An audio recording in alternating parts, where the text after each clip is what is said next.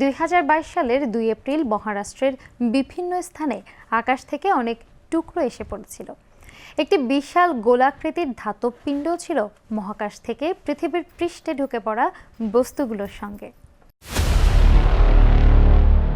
ধরুন, দাঁতের ব্যথায় আপনি দন্ত চিকিৎসকের চেম্বারে বসে আছেন।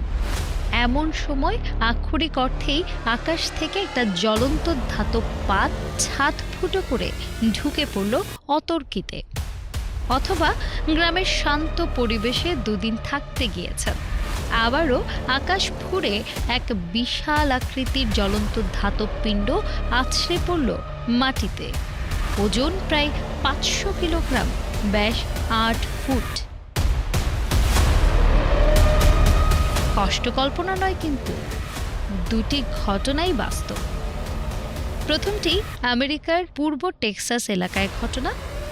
2003 সালে কলাম্বিয়া স্পেস শাটল দুর্ঘটনায় পড়ে টুকরো হয়ে যাওয়ার পর।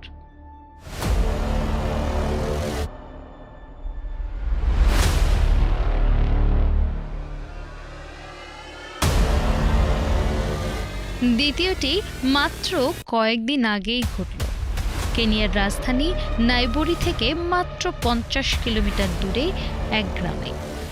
অনুমান করা হচ্ছে বস্তুটি কোনো পরিত্যক্ত কৃত্রিম উপগ্রহের অংশবিশেষ।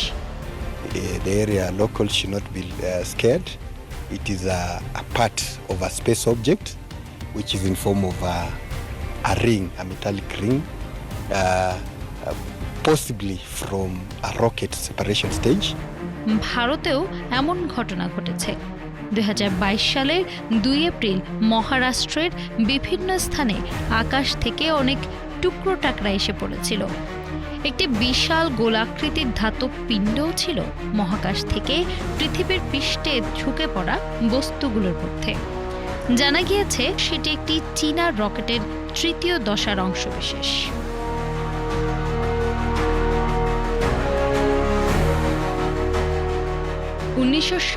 সালে স্পটনিক 1 উপগ্রহ উৎক্ষেপণের মাধ্যমে মহাকাশ অভিযান শুরু।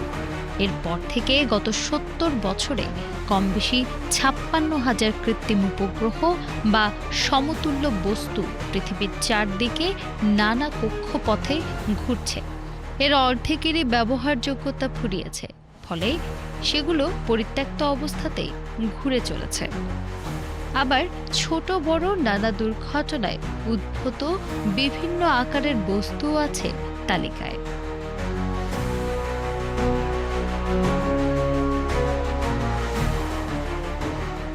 আকাশ কোথায় শেষ আর মহাকাশ কোথা থেকে শুরু তা নিয়ে বিতর্ক থাকলেও মোটামুটি ধরে নেওয়া যায় ভূপৃষ্ঠ থেকে উপরে 60 মাইল বা 100 কিলোমিটার দূরত্বে যে গোলাকার কারমান রেখা টানা হয় তার পরেই মহাকাশ।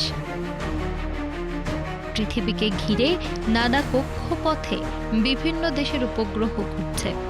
প্রায় 2000 কিলোমিটার পর্যন্ত আছে ভূপৃষ্ঠ সংলগ্ন কক্ষ বা লো আর্থ অরবিট।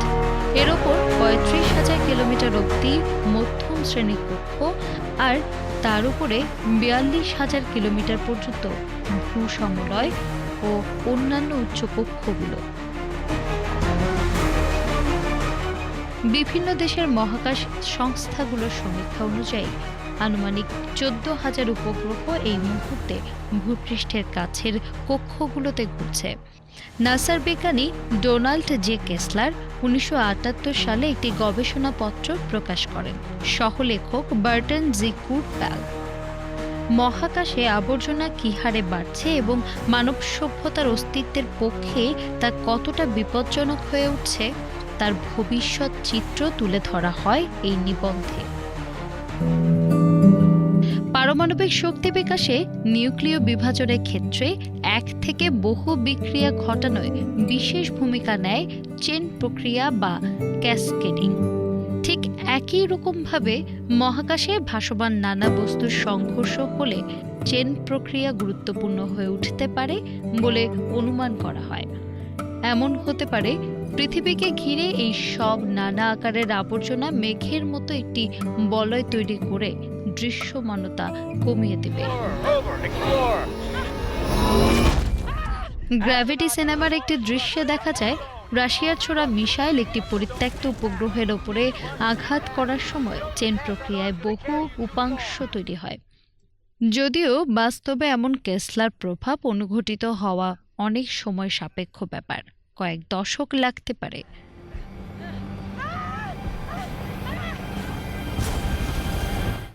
শুধু সিনেমা সিরিজ বা উপন্যাসে নয়, অবশ্য বাস্তবেও দেখা গিয়েছে কেসলার প্রভাব। এ যাবৎ 7টি ঘটনা ঘটেছে।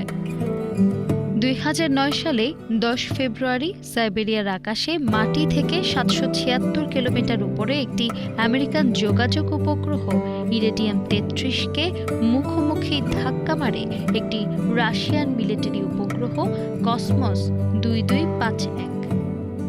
প্রায় 2300 টুকরো তৈরি হয়, যেগুলোর অনেক টুকরো পৃথিবীর বায়ুমণ্ডলে ঢুকে ভস্মীভূত হয়, বাকিরা রয়েই গেছে। এই সব আবর্জনা কমাতেই হবে। এ বিষয়ে এখন কমবেশি সব জাতীয় মহাকাশ সংস্থাই উদ্যোগ গ্রহণ করেছে। ভবিষ্যতে রকেট উৎক্ষেপণ এবং মহাকাশ অভিযান এমনভাবে হবে যাতে অভিযানজনিত আবর্জনা একেবারেই জমতে না পারে মহাকাশে। ইসরোর অঙ্গীকার 2030 সালের মধ্যে আবর্জনাহীন মহাকাশ কর্মসূচিতে সফল হবে তাদের দেশ। ভারত ও অন্যান্য দেশের সঙ্গে যৌথ উদ্যোগে লেজার রশ্মি প্রয়োগ ও বিভিন্ন পদ্ধতিতে মহাকাশ আবর্জনা ক্রমশ কমিয়ে ফেলতে অগ্রণী ভূমিকা নেবে। এক্ষেত্রে সমস্যা একটাই, শক্তিধর দেশগুলোর যুদ্ধে জিকির তোলা নানা গোপন কর্মকাণ্ড।